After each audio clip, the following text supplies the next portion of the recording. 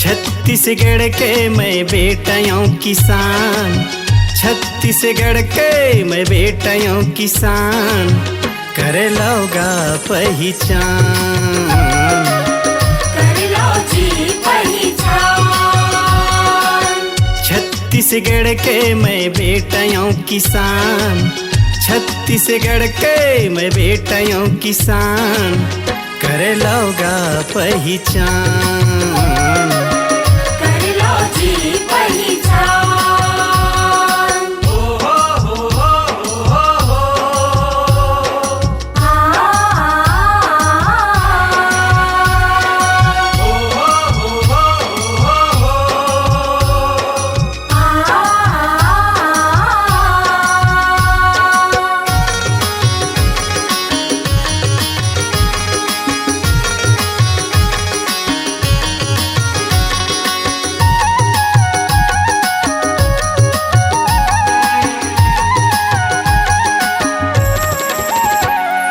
पढ़े लिखे नहीं हूँ, नौकरी कहाँ पाऊँ, पढ़े लिखे नहीं हम, नौकरी कहाँ पाबो।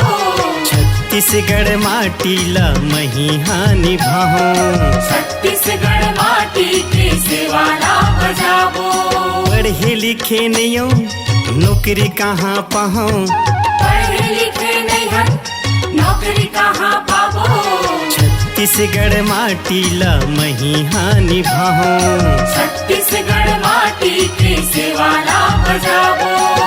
हो या नाड़ी मोर तो ही मनसियान, हो या नाड़ी मोर तो ही मनसियान, कर लोगा पहचान, कर लो जी पहचान।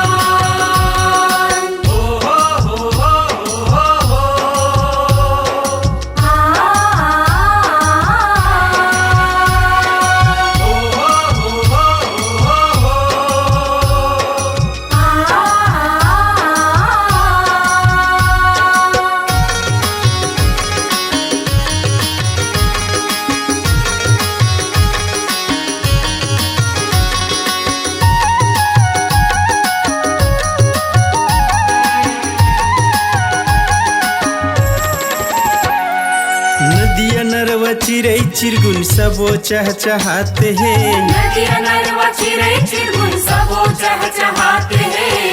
इहे के माटी माँ जिंदगी बहाते हैं, इहे के माटी माँ जिंदगी बहाते हैं। नदिया नरवा चिरई चिरगुन सबो चहचहाते हैं, नदिया नरवा चिरई चिरगुन सबो चहचहाते हैं। इहे के माटी माँ जिंदगी बहाते हैं, इहे के माटी माँ जिंदगी बहाते हैं। अन धन से भरे रहे कोठी के ये धान, अन धन से भरे रहे कोठी के ये धान, कर लोगा पहचान, कर लो जी पहचान।